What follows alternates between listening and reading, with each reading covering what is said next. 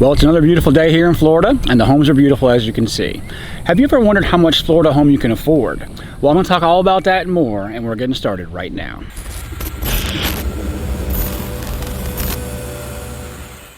Hey, what's going on? I'm Emmett Dempsey, mortgage broker and owner of Treasure Coast Mortgage here in Port Saint Lucie. And on this channel, we talk more about mortgages, the home buying process, and some cool things around Port Saint Lucie and the Treasure Coast. So if you're new here, please think about subscribing. Okay, how much home can you afford here in Florida? And that's a question I get asked. It's one of the most searched terms out there on the internet about how much home can you afford.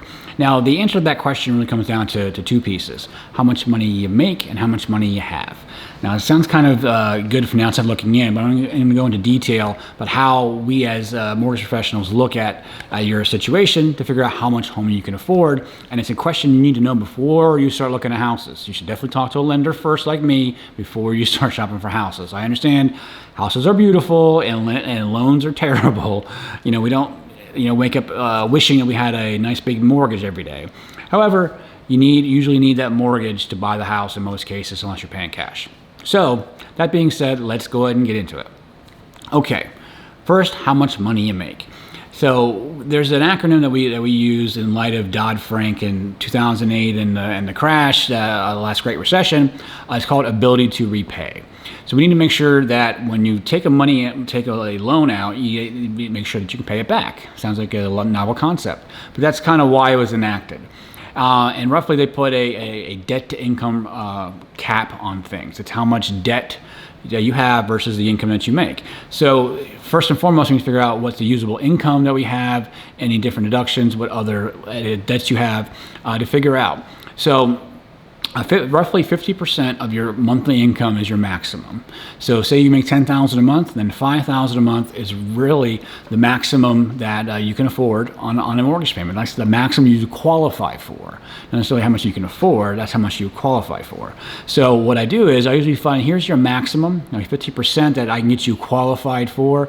Then I say, okay, is this payment enough? I mean, can you guys afford this payment? You may not. So you should always try and afford a mortgage payment that fits in your budget, and to make sure. And many times it's usually less than rent. So, but really 50% is the maximum that I use, or that I use, but the industry uses to figure out how much home you can afford. Now, and then it's kind of its twin, so to speak, is how much money you have.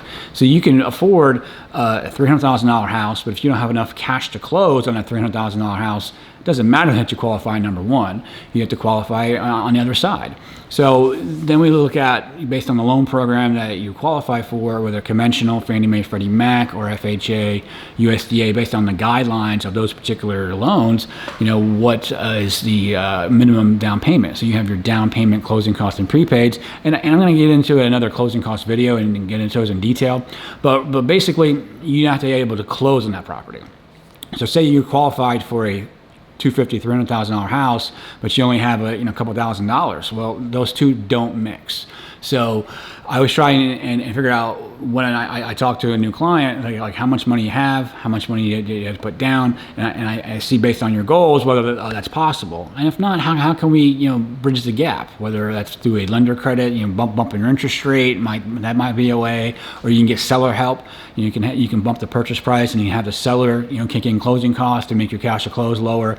All those are things that we figure out at the very beginning. That way, when you're shopping for homes, you know exactly how much home you can afford. So those are the two things: how much money you make, how much money you have, and figure out if it meets for you and your family's budget. So that's what I try and make happen. So I want to thank you so much for watching this video. If you have any questions about qualifying for a home, I'd love to help you and your family buy your next house, refinance, whatever you got going on.